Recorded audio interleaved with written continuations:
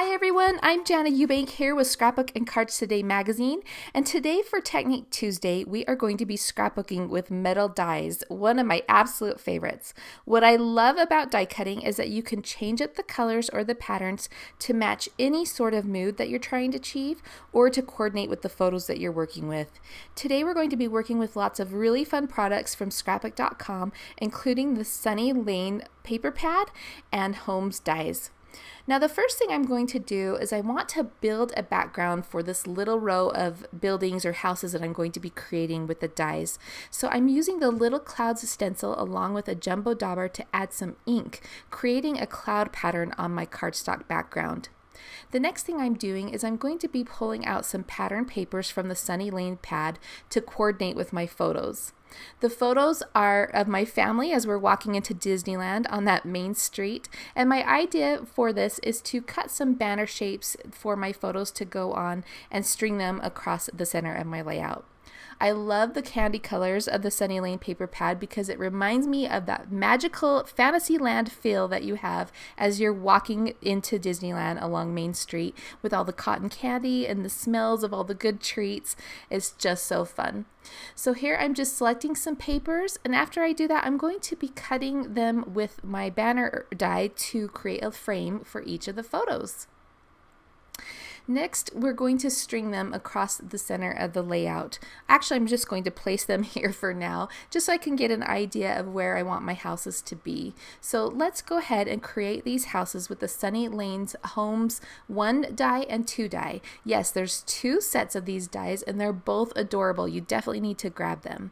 I'm going to be using the solid 6x8 paper pads from scrapbook.com to cut out all the little pieces, and you can see that the main piece for each of the houses have like little indentation details in them.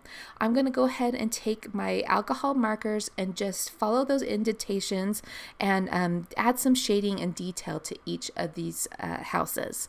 So it's so much fun to put these houses together. Yes, there's lots of cute little pieces, but it's just like a puzzle, and I love puzzles. So what I really love is all the little details, the little doors, the little door frames, the windows. These are just fantastically detailed, and they do take a bit of time to put together, but it is well worth the effort. Now, I mentioned that you can cut these out in different colors and patterns, and I'm already dreaming of lots of ways that I want to use these little houses.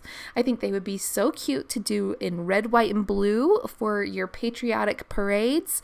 You could do them as for a travel page as you're visiting different cities. You could do them in black and orange for Halloween when you're going to go trick-or-treating. Or what about red, white, and green for Christmas? Or even craft like a gingerbread village or Santa's village. There's so many ways that you can use these adorable dies. So we're going to go ahead and finish up this one. I'm just adding a little sign. You could stamp something on that sign or like the date for your layout. It also has these cute little carriage light lanterns there that finish it off. Super, super cute.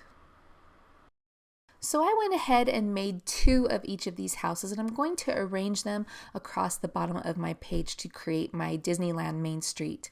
First, I'm going to place this strip of navy cardstock. This is Color Vibe cardstock from Simple Stories, and then I'm going to build my Main Street. Now look how cute all those colors look. I was only able to fit 7 of the houses, so I have only 1 of the greenhouses there, but I'll just save that other greenhouse for another project, maybe a cute tag or something like that. I wanted my Main Street to have a dimensional feel, so I'm going to use the 1-inch foam tape to pop up every other house, and I love the way that this looks. Next up, I'm going to pull out the scrapbook.com alphabet ties. I've had these in my stash forever and I love using them. The first one I'm going to use is the bold basic to create the word Main Street across the top of my layout. I'm just going to set my photos here just so I can get an idea of the spacing, and I'm going to cut those letters with a shadow layer in navy, and then the top layer will be a variety of bright colors, again to match the bright colors of the Main Street buildings below. So next I'm going to be using the modern alphabet to add a different feeling for my second part of my title, and it's going to read Memories. So my title will be Main Street Memories. I'm cutting that all out in white cardstock just to have a different feel, and then here I'm going to go ahead and assemble those double layered letters. So there's not a shadow layer for these letters, but I'm creating a shadow layer just by cutting another letter in a darker color and then offsetting them from one another as I adhere them. I'm then going to add a strip of that navy cardstock across the top of the layout just to sort of bookend or frame out my overall page and make it have a nice cohesive feel. I'm going to take those banner pieces over to my sewing machine, and I'm just going to straight stitch around the edges. And then you can see that I've also matted each of my photos with the navy cardstock, which ties into the navy details of the houses and of course the navy strips across the bottom and top of the page. Now I'm using my pencil to just mark the corners of where I want to punch each of these banners. I'm going to use my We Are Makers Crop-A-Dile to punch holes in the top, and then I'm pulling out my eyelets, those eyelets that have been in my stash forever, and I'm going to add eyelets to the top of this banner. I really love eyelets because they add a finished feeling to banners or tags, and I love using my Crop-A-Dile for that.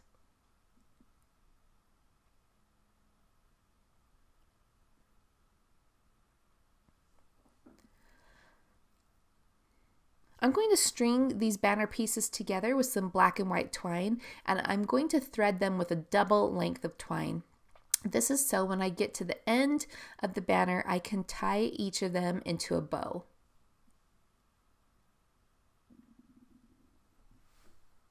To give my photos lots of presence, I'm also popping them up with that 1-inch foam.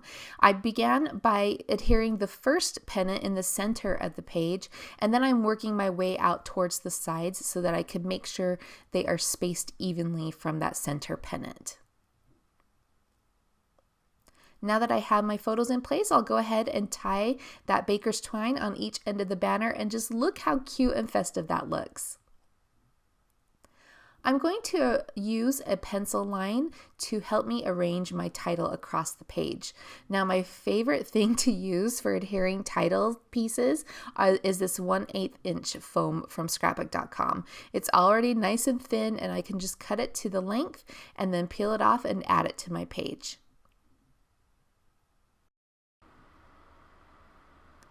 For the thinner die cut letters, I recommend using a liquid adhesive or a dot tape runner like I'm using here. What I like about the dot tape runner is that as you run the adhesive across the letter, the little dots only stick to the letter, so you don't have adhesive overhanging. I'm also using a pair of bent nose tweezers to help me place the letters. This helps me to see where I'm placing the letter without my fingers in the way. I really like using those. Next up, I'm pulling out the Sunny Lane Florals dies, and just look at all the different kinds of flowers and sizes of flowers that are in this die set. I'm going to be adding a flower in between the words Main Street just to accent that, and then I'm also going to be creating lots of little tiny flowers to accent the Main Street below. And flowers are always the answer, right?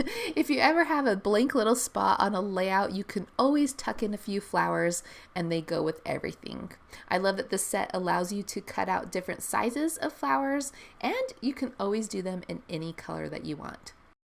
Now, if you've been to Main Street in Disneyland, you know that all of the buildings are lit up. So I thought it would be fun to add a marquee style feel to the words Main Street in my title.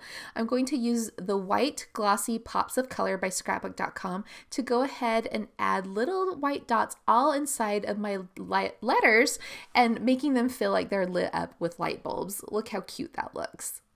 And it's super satisfying too. After doing this, I feel like I want to add dots to every single title I make.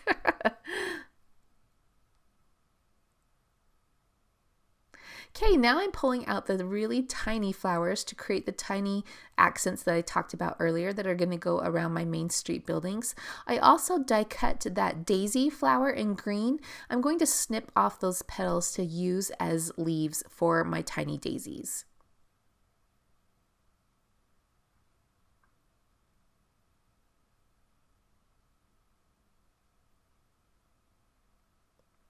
I will use foam tape to pop those up. I will add a couple of them around the Main Street title, and then as you see, I will add them to the city below where I've placed them. So I'm using the large foam squares from scrapbook.com, and I'm just cutting them in half so that they fit on each of my tiny flowers. You can also see that I placed some of the floral dies on top of the banner shapes there. I was toying with the idea of adding additional flowers, but I switched that up and do something different, and I'll show you that in a minute.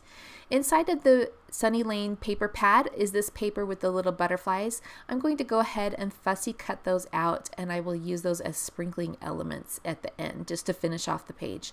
I'm also going to be using this stamp set called Happy Little Sentiments to stamp the phrase "Wish You Were Here." That's because one of my daughters wasn't able to come on this trip with us, so I wanted to make sure she knew we were thinking of her, and so I will add that phrase across the bottom of the houses so she can know that we really did miss her on that trip. Now, if you look at those photos, the large banner pieces, I felt like they were crowding my Main Street and crowding the title. So I made the decision to go back to the drawing board, so to speak, and cut to print my photos smaller and to put them on smaller banner shapes. And I'm really glad that I do this. I feel like it adds more breathing room to the layout. And so I'm going to go ahead and, just like I did before, use the 1-inch foam roll to add these banner shapes to my layout. Again, I'm adhering that first, or that center banner shape first, over the green house, and then I'm going to work my way outwards to make sure that each of the side banner pieces are angled and spaced equidistant from that center banner piece. I'm so glad I did this. I felt like it helped the room to have, or helped the layout to have a better feel overall, and just gave it, just everything was spaced a little bit better. So I'll go ahead and tie those bows again on each end of my banner, and we'll be ready to add the final element, which are these fussy cut butterflies. I love butterflies. I feel like they just have a fun, magical feel, especially for a page about Disneyland. So we'll just sprinkle those here and there around the layout, and that completes it. You guys, thank you so much for joining me today. I hope you enjoyed seeing how you can use metal dies in your scrapbooking to customize your page elements or your page embellishments and your title to match your memories. Again, my name is Jana Eubank for Scrapbook and Cards Today magazine. Thank you so much for joining us. We'll see you again soon.